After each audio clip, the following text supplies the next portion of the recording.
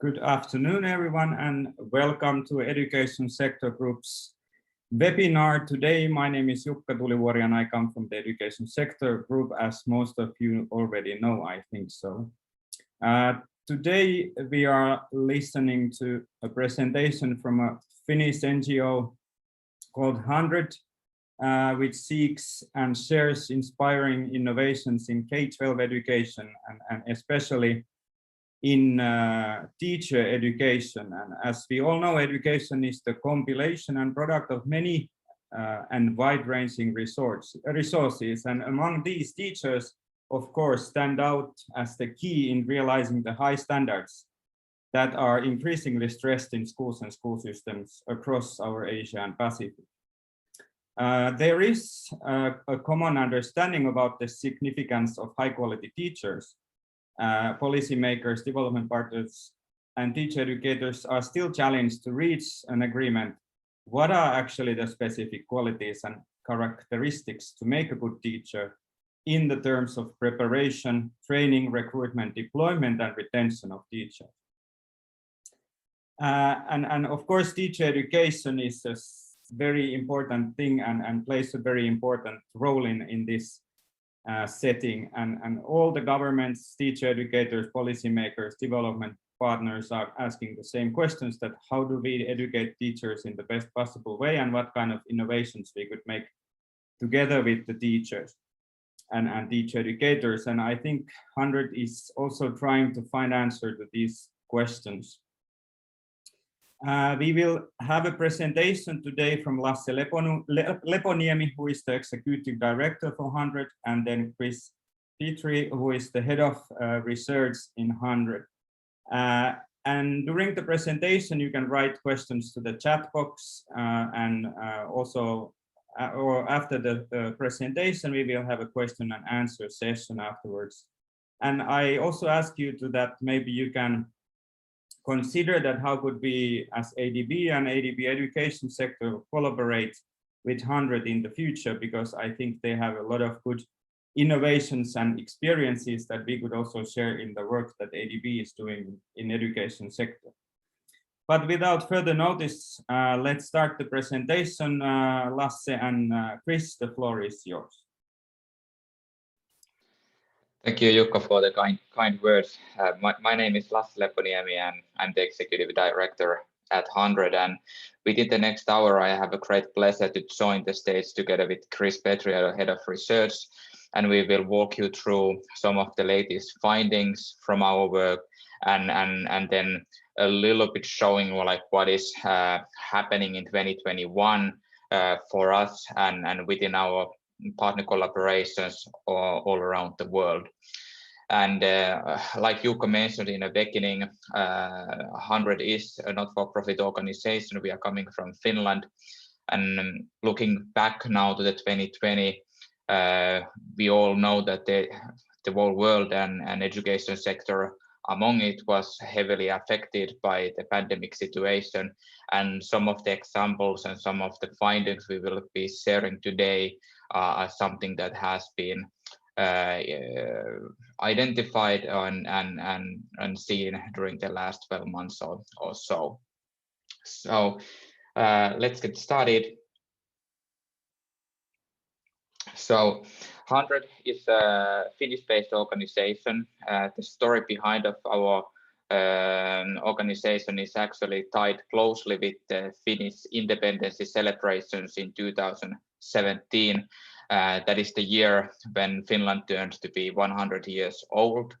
And the starting point for all the work we have been doing at 100 was to actually celebrate the great solutions and practices invented by the Finnish classroom teachers and educators across the education sector in Finland.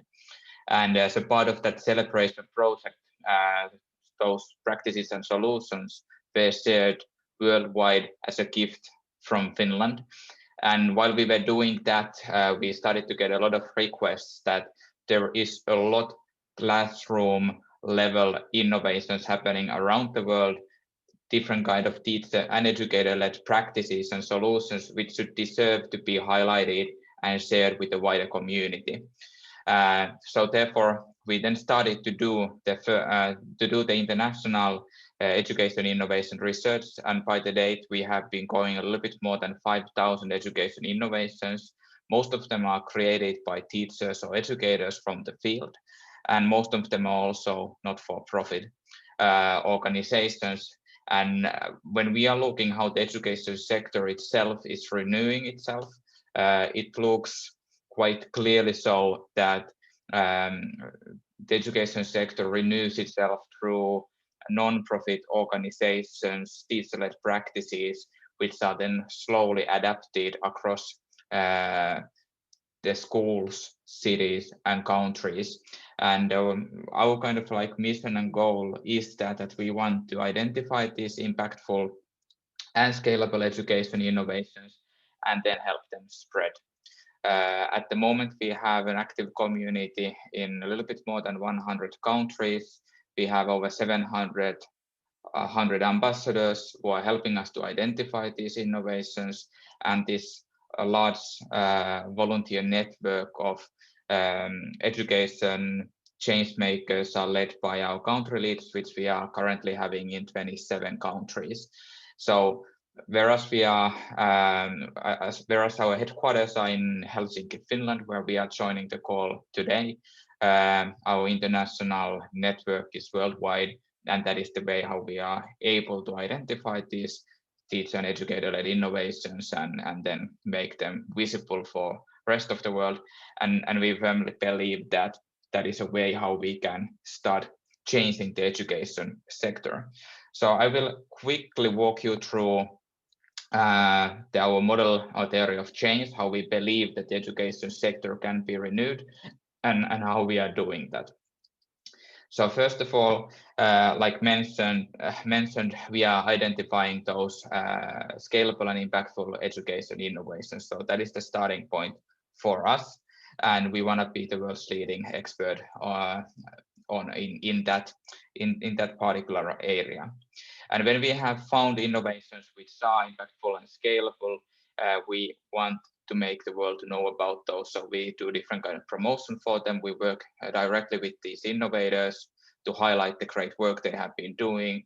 And by the date, I think we have been published over 700 videos or close to 700 videos, for example, on our YouTube channel about different kind of interviews or innovation videos with the innovators and so forth. So if you're interested in that kind of materials, please head to our website and you can find those.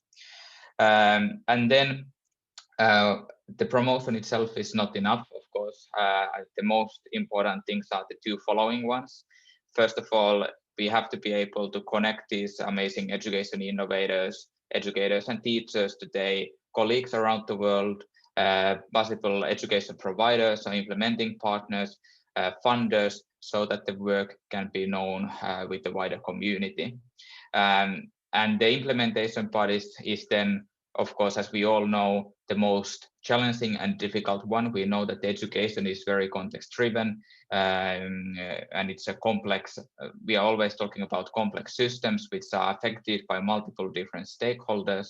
So therefore, it's very important for us that we are able to support different organizations, which are often also our partners in an implementation process, so that they can find solutions and practices which could be working in their own context and environment. And therefore, we are then matchmaking these solutions and practices with their needs. And we couldn't be doing that without the worldwide community I was mentioning. So they are our eyes and ears on the ground. And the reason why we are doing this is that we want to help every child flourish in life, no matter what happens. So we firmly believe that there is no silver bullet in education. There is no one way to make it right. But we believe that through these education innovations, we are able to identify solutions that can be impactful and scalable in different contexts and make the education experience better for the students. And that is kind of like the way how we are working. In 2020, in the beginning of the year, we were quite closely looking, for example, student well-being. These were some of the articles published in 2019, which were, and there were a lot of discussion about how students and young people in general were feeling that there is a risk of a burnout. They were feeling isolated even though they were online and with their friends, and this kind of like different kind of like symptoms of this were visible in the schools in many countries and many locations. But little did we know at the moment that this kind of like isolation and lockdown life would be introduced to all of us by all of a sudden in March.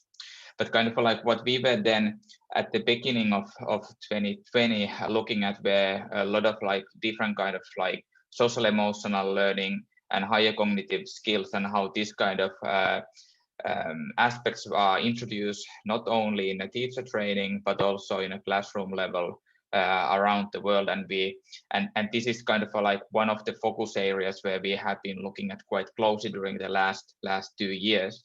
And now when we have been going through this pandemic year of 2020, and now in a full speed of getting more vaccinations delivered across the world, it feels like that the social emotional skills are maybe even more important than ever.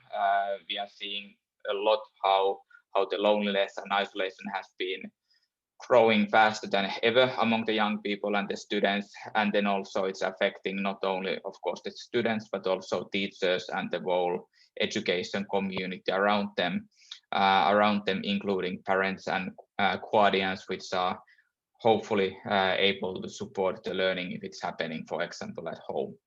So therefore, the social emotional skills combined with resilience, combined with recovery skills and ability to understand your own emotions and frustration and things like that are extremely important on this given moment.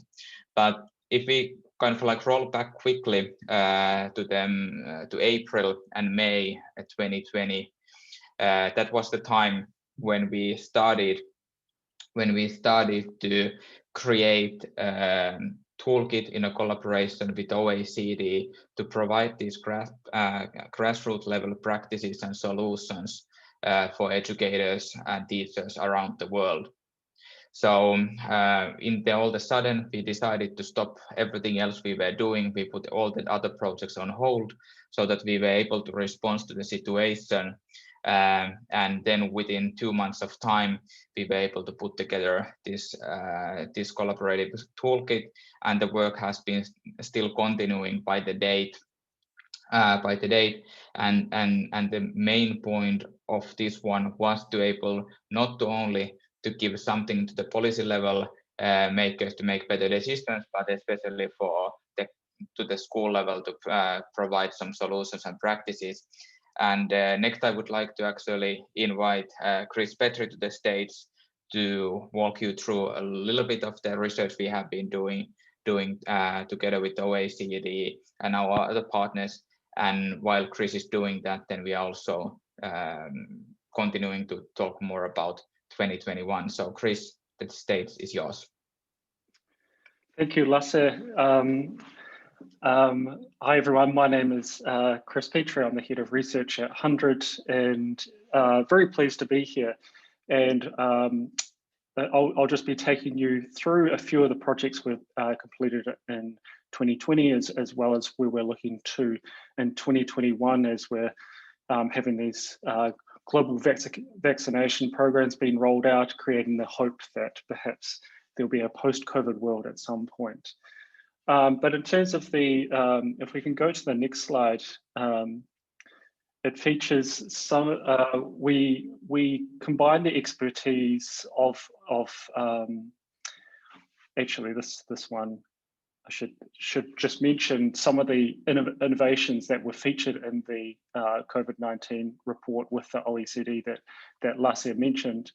So I've included high quality resource pages, scalable innovations that have the potential to spread in a variety of contexts and needs, and bold initiatives with teachers to adopt and adapt in their context now. So with that sudden disruption, which was probably one of the biggest moments in education across the world ever, there was a sudden need to understand how do we cater for different levels of distance learning, in particular hybrid models with access and without access to the internet and digital devices. And we all know that there's such a plethora of needs across contexts and different you know, if we consider the Maslow hierarchy of needs, where some students were struggling to get even basic needs like food and water, and then you know, having access to digital devices for education continuity, and also even in high income countries as well, there was a huge need there that revealed many inequities in education. So if we go to the next slide, we actually delved into some of these contexts and innovations that we've been working with, that we featured in that report, but also others in our global collection.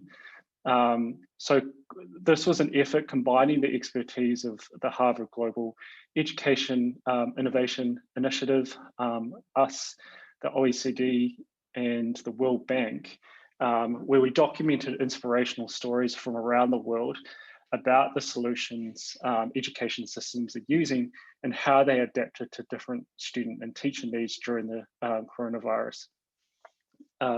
So for example, we studied many contexts, including Finland, Jordan, India, Pakistan, Zambia, Kenya, Lebanon, and many more, as well as Finland, where innovation, both at a government and non-governmental levels, on how they were able to successfully achieve education continuity during 2020, as well as their long-term lessons for moving forward, because many innovators will take many of the lessons, especially around hybrid models of learning in various contexts, moving forward into a post-COVID world. So while there's a massive disruption, you know, there was many important lessons in terms of how we might reimagine education to be more equitable and quality across different groups.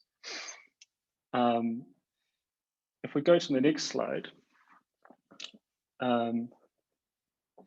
So now in 2021, we're thinking more about education needs in a post-COVID-19 world, of course, as these mass vaccination programs are being rolled out, and creating that hope.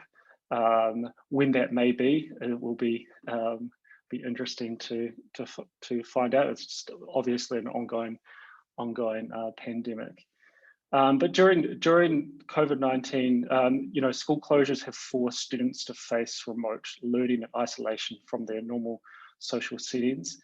The reduction of social interactions, physical activities, and play, combined with increased emotional stress, have affected students worldwide. Loneliness and depression are on the rise, unfortunately, among all ages, and especially in young people. And also, social emotional learning is especially important today, given the level of social unrest and polarization experienced in 2020, which has indicated a lack of social cohesion, understanding, compassion between different groups of people. And so there's never been a more critical time to evaluate how we can support social emotional development among students as they continue their learning journey. And so I'll just briefly mention that in a new project we're about to be announcing in April, so just keep this information on the down low until then. 100 and the LEGO Foundation will open a spotlight project which will aim to identify 10 to 20 of the most impactful and scalable education innovations that promote social emotional learning across the world. If we move to the next slide.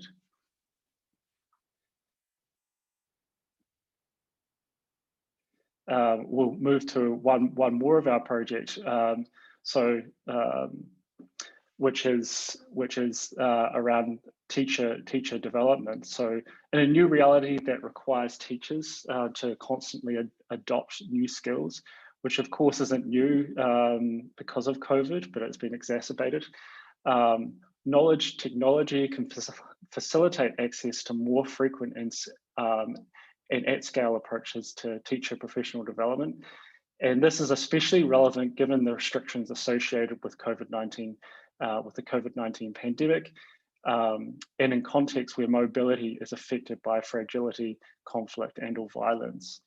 Many of the new platform software and low-tech resources included the potential of offering solutions at scale, both at a national and regional level, with potential to benefit and engage a large number of teachers, either remotely or face-to-face. And so in this project with the World Bank, 100 have teamed up, also with financing from the Global Partnership for Education, to identify and share leading solutions that are transferable and impactful around the world to help teachers in a variety of contexts to thrive and adapt to these changes, and then, in this uncertainty that we're facing at the moment.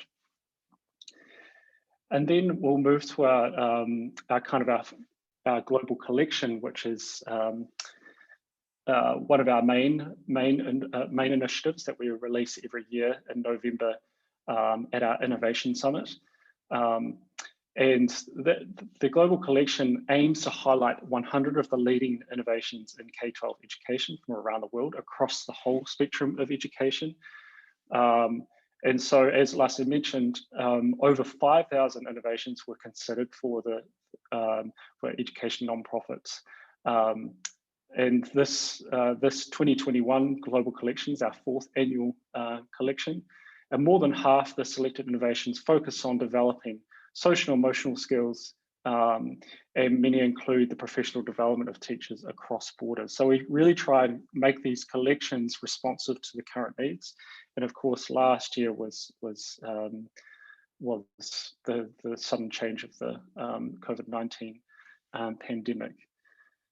Just a little bit of information about the overview of the innovations. So the majority of the selected innovations were established in the last 8 years, and many have shown remarkable growth and impact within that short time frame. So over 90% of the selected innovations have been implemented in at least 2 countries, with a wide range of users from hundreds to hundreds of millions. So, and then 41% require digital devices to augment learning, meaning that 59% you don't necessarily need to have those digital devices to use the innovation, and 34% require the internet to be implemented, meaning that quite a large proportion you can actually use without the internet for low income and middle of those contexts which don't have and people that don't have them. If we move to the next slide, just a little bit about the review process. All of these innovations go under quite a rigorous and lengthy process to come up with this kind of the cream of the crop of innovations that are really being impactful and scalable around the world across contexts.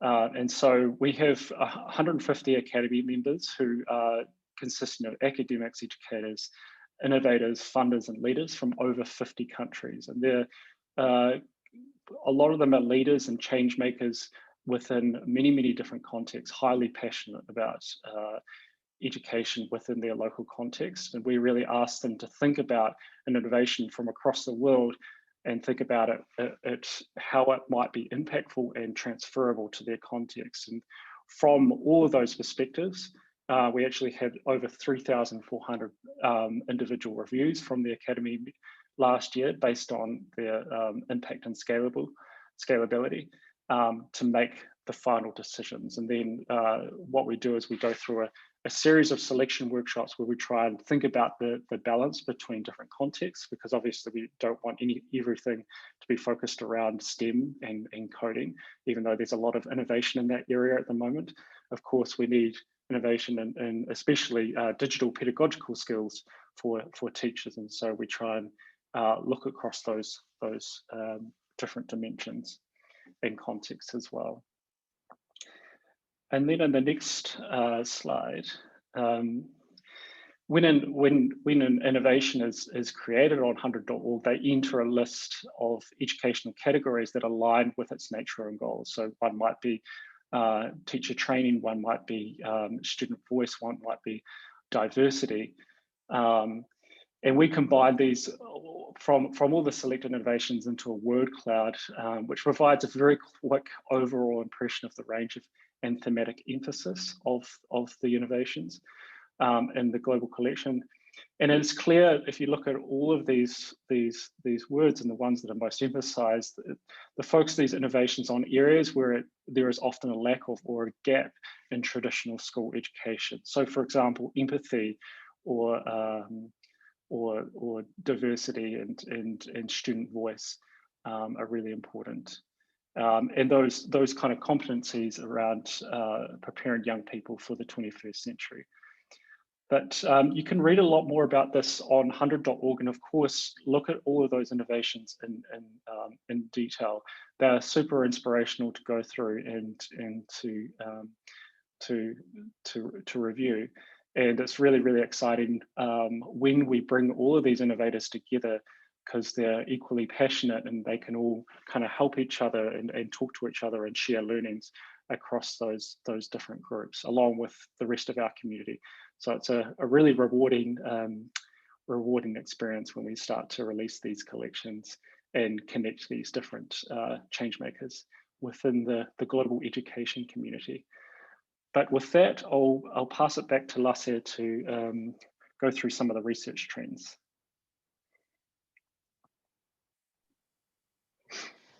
Thank you, Chris, and I might be asking you to join me on the stage when we are going through some of the projects, what are going on at the moment. But as Chris mentioned, the work we are doing is happening in a global manner, and here you can see some of the trends in from our database point of view during the last few years. So we can see that there is a clear demand and need to kind of give a floor to these innovations and give them a possibility to share about the content and the work they have been doing. When we are looking at the amounts of new submissions, for example, on our database, we are seeing that the numbers are growing quite significantly every year at the moment, and at the same time the reach has been more global than ever. Of course, we are still realizing that we have some blind spots where we are especially wanting to take a better look at during this year and during the coming years. One of those areas is the Asian context, where we would like to be doing more collaboration within organizations like you to be able to identify more of these impactful and scalable education innovations together with the partners and match them with the ones in need. Another focus area where we are taking a closer look in 2021 is the African continent as well. During the last year, we have been working quite extensively with IDP, for example, to identify more innovations from Latin American countries, and we believe that by this kind of collaborations where we are able to match education innovators offering with education providers need with some funding functionalities that can support the implementation, those can lead the most impactful results with these education innovations.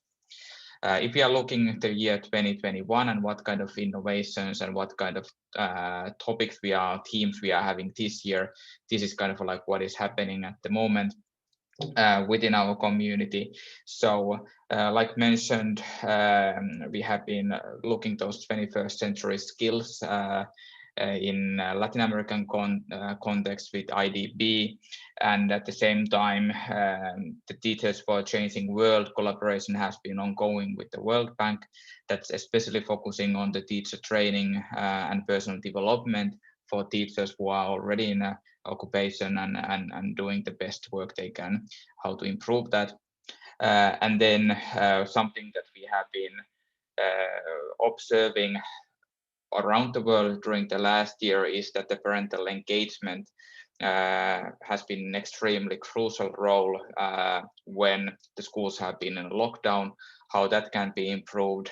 We have just started a collaboration with the Brookings idea and the Grable Foundation to make that work happen during 2021. And like Chris mentioned, then social emotional learning is going to start in April with the Lego Foundation. It's kind of like a continuous project for us, which is building on the creativity spotlight we did with them last year. And then also actually just a week ago, we announced a holistic education spotlight in Southeast Asia with the Royal Academy from Bhutan.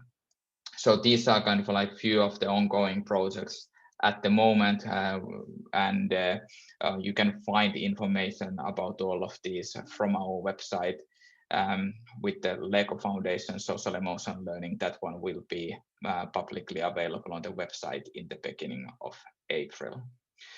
And like mentioned, one of the focus areas where we would like to be finding more solutions and practices, and this is also something where I'm reaching out to your network and hoping a little bit help from the ADP education team. So we are looking for holistic education solutions and practices. You can see the list of countries and areas where we are especially hoping to focus with this one. So if you know any great practices or solutions, please tip them that this would be something that they could be maybe considering to submit their solution and practice, so that we would be able to take a better look at it. And there is still a lot of time before the end of submission period, so we are hoping to get the submissions by June 6th this year. And kindly, Chris also dropped the link to the chat so you can take a closer look from there. And then, especially in the teacher training sector, this is something I would maybe bookmark if you are working within the field. Like Chris mentioned, as a part of his presentation, the work what we have been doing with the World Bank has been focusing quite a lot on the areas where the infrastructure is somewhat limited, and we have been trying to identify these solutions and practices which can be scalable and impactful in this kind of locations. This is also one of the spotlights where we have got most of submissions by the date. Many hundreds of submissions have been shared with us for this one. So there will be plenty to select from, and the results of this work will be available further along this year. Chris, do you mind to remind me which were the days when we are going to publish the work? In September, so I don't think we've confirmed a date just yet. Yes, but, so in September, look out. Yeah, so so in September, October, the results of this work will be available for you to find from our website.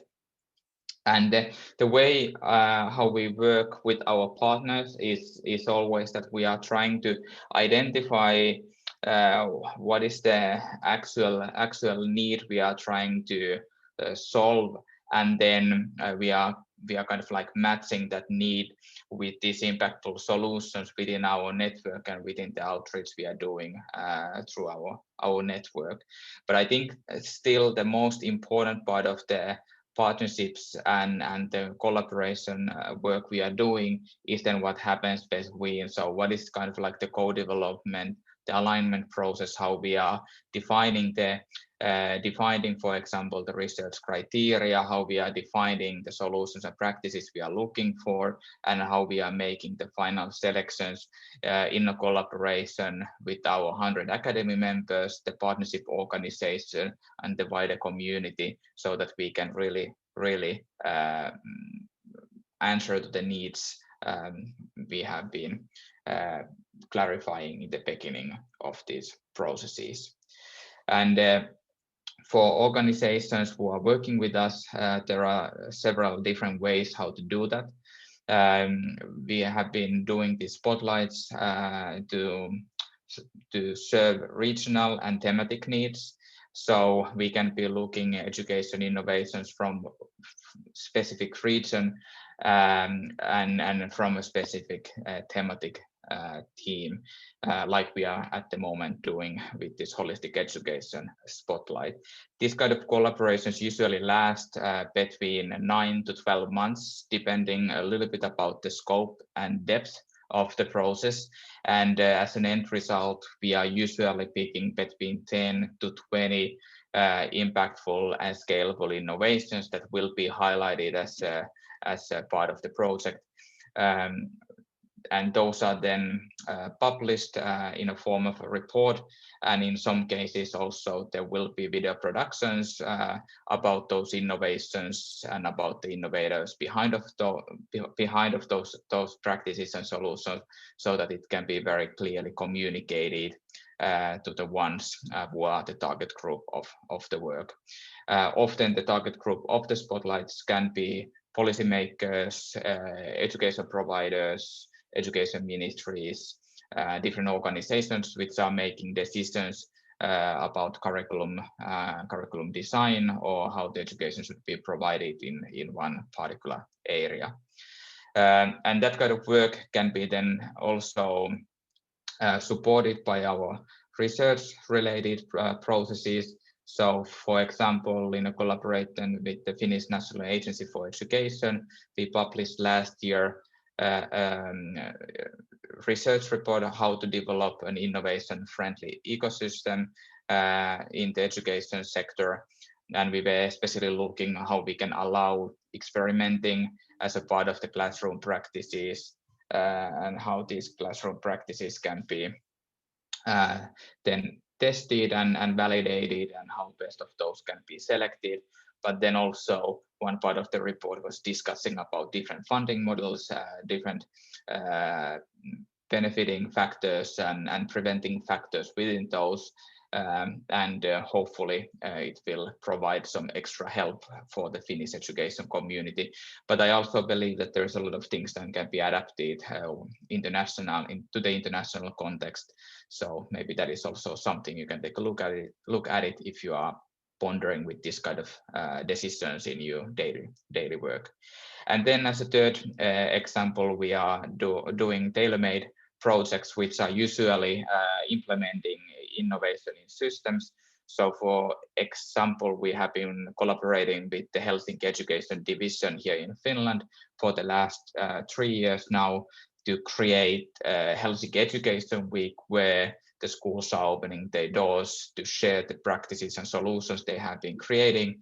And the idea is that the different student and teacher groups can be visiting these schools to have a first-hand experience of the practices and solutions they are using, but then also to open up the school community to wider public. So also parents can be visiting and seeing how the education is done based on the latest pedagogical findings and how the students are learning at the school. But kind of like these are the ways how we usually collaborate with our partners. And I think next we can open it up for questions, and we are happy to answer with Chris if there are anything you would like to know more about. Thank you, Lasse and Chris. A very interesting presentation indeed. Yeah, I mean, I remember when I was working still in Finland at some point, I heard of 100, of course, but I have to say that you have been, or you are doing now much more than I thought. So it's actually a lot of things happening in 100, and that's very good to hear that you are sharing kind of the best practices already also globally, which was of course also the idea in the beginning.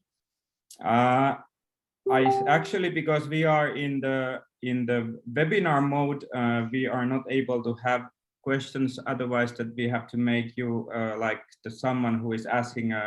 We have to make you as a panelist. But please raise your hand first, so once we'll know that if someone is having a question. So far, we didn't have any questions in the chat box, but is there someone now who would like to make a question? So we can then hear, let's see.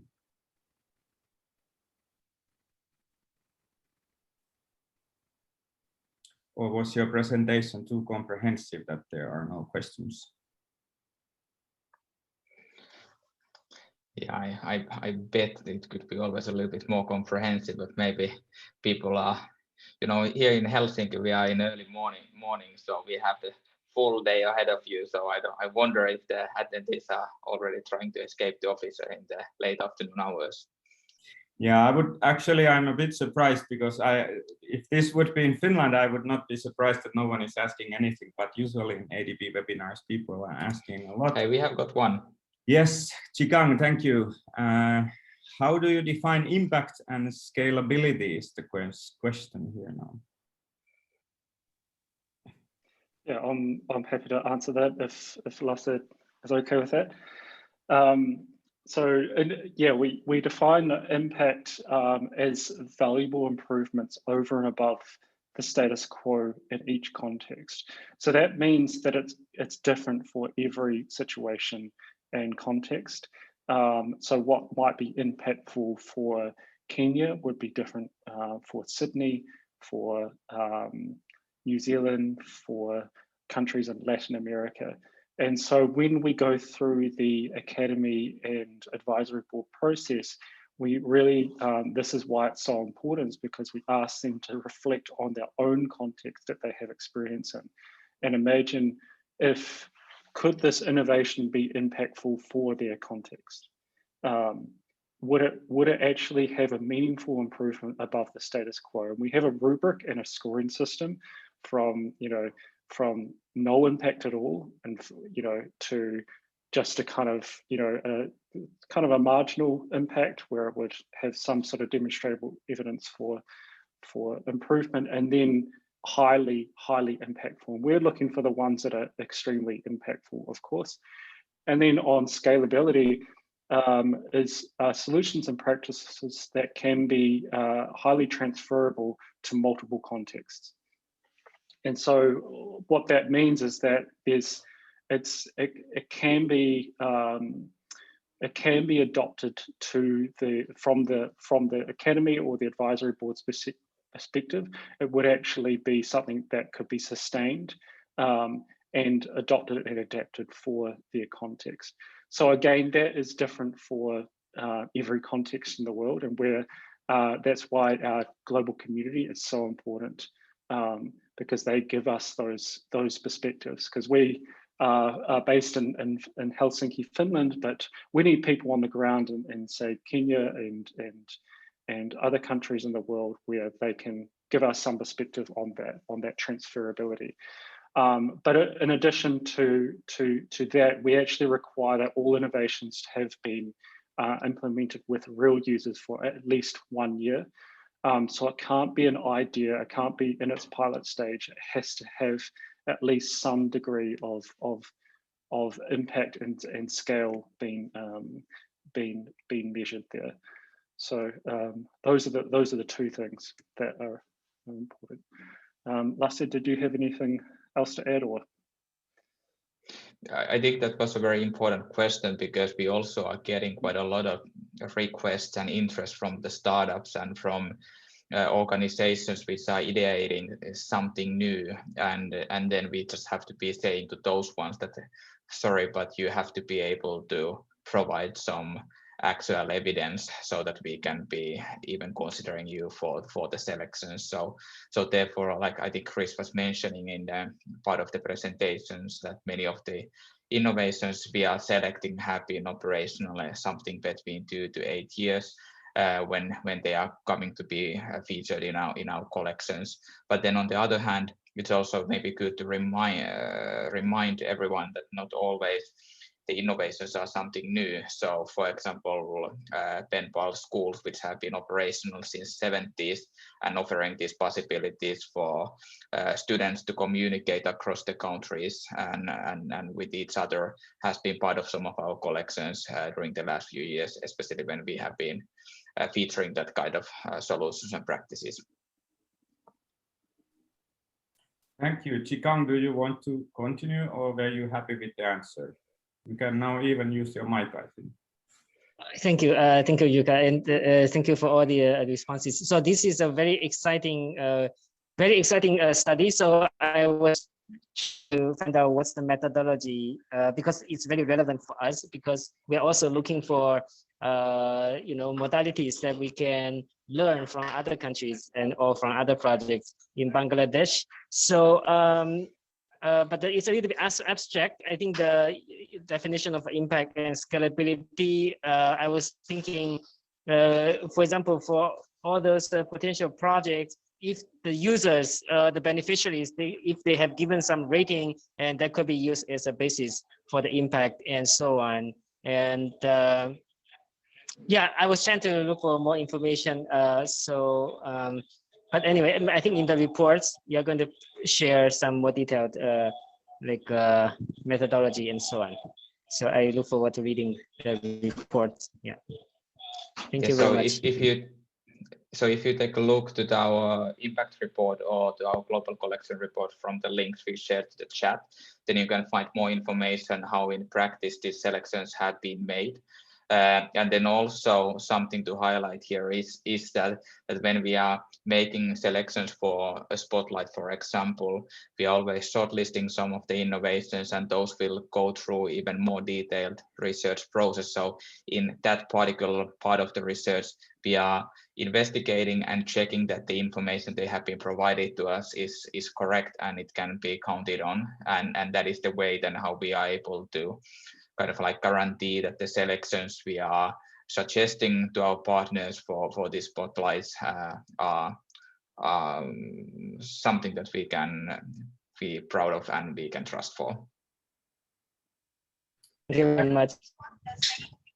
Yeah, and I'm sure, of course, people can send you more questions also like after the webinar.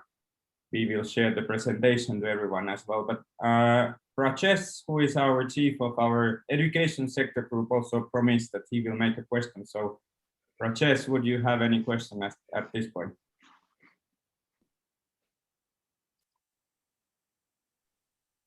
Yeah, so thank you very much for this presentation. In fact, we are always looking for innovative measures, and I was looking at the 4 quadrant you mentioned, and one of which is obvious one, high impact, high scalability. So we would be interested to learn more about what innovations are included in that one. But I can share a few areas where we are looking for good impact. For example, there is a sort of discussion going on around education workforce initiatives. The Education Commission and others are working on this. We are also organizing a high-level webinar on that. So how to scale teacher professional development at scale, at very high scale. So that insight would be quite useful. Related to that is, with the online hybrid learning surging, in demand, assessment has become a big challenge, as you can imagine, to continue learning, but also as part of the new normal.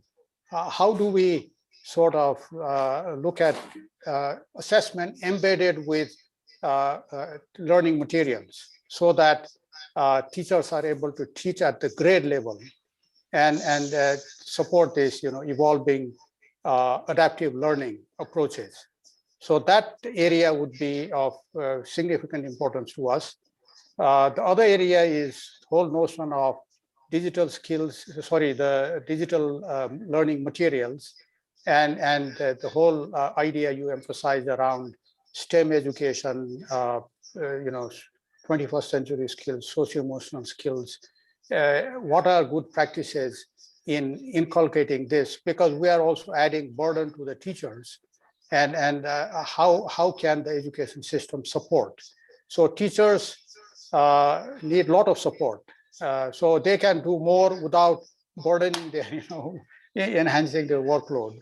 So these are some areas, but going forward, I think we can also discuss, separately about identifying some good practices in the Asia Pacific region given that there are some of the best education systems in the region, and how we can do that. My final point I should have mentioned earlier is also equity, so how to reach out more to marginalized students, because if a system can do that, then overall progress will be significant. So I'll stop there. Yuka, back to you.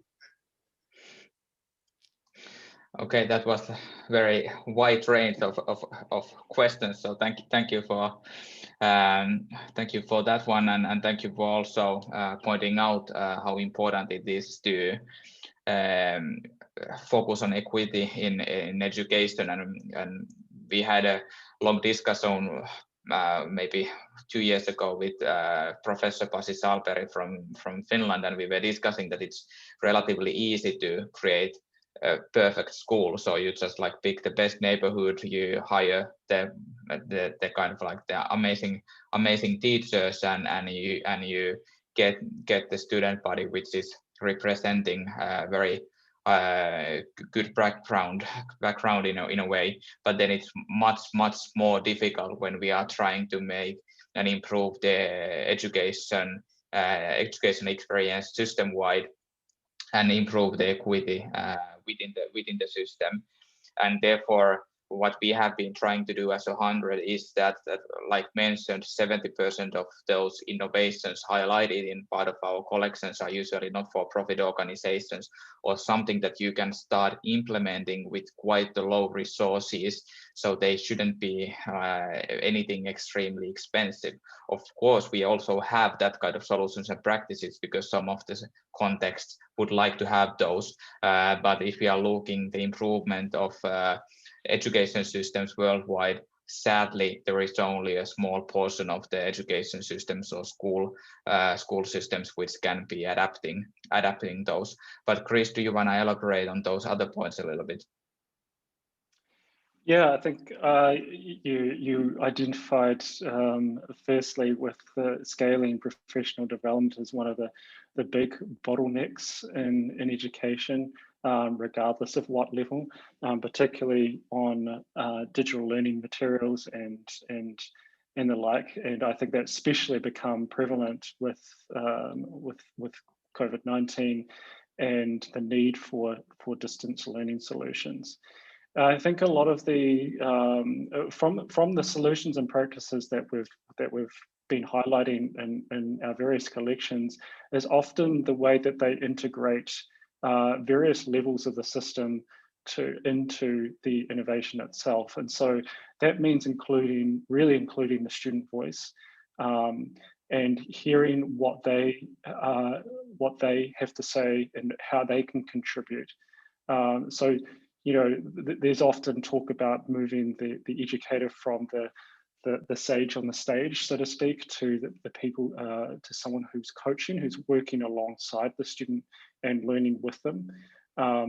And so I think really igniting that curiosity and motivation to learn on both at a teacher level and a student level and other levels as well, are the ones that tend to be really highly impactful and scalable because they don't require as many resources, and they're highly motivating for everyone involved.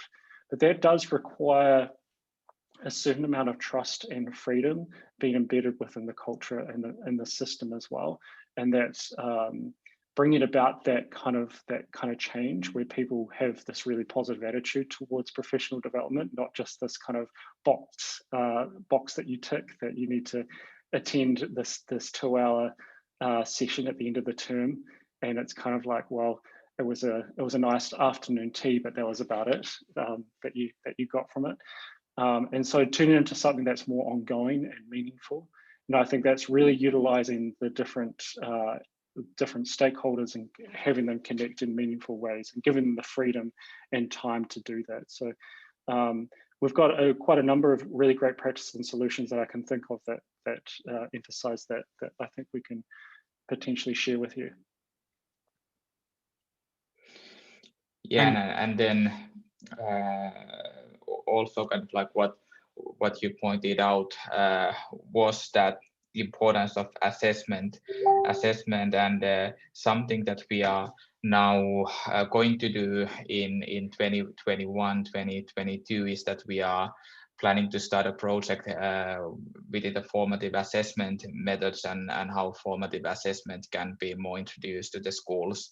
And that is a very important and interesting project for us as well. I think quite often many of the education innovations which are submitted to our database, they are about learning different skills, but then the assessment is a bit of like a hot potato, so people are not that willing to touch it, and we are eager to able to start investigating that area now more with our community, and also to start understanding the different needs and demands for the assessment across the world, since we know that in some systems the assessment is, for example, tied up with the teacher salaries or for the education system overall performance in a ways that it might be only possible to use, for example, standardized testing as a part of the assessment. So it will be an interesting learning journey for us as well when we are starting that one. Thank you, Lasse. I think we can take one more question from Petit. So you can, Petit, also say it loud. I think, yes, you are one of the panelists. Hello. Yes. Hello. Yeah, my question is about the presentations. The presentation mentioned that 100 is globally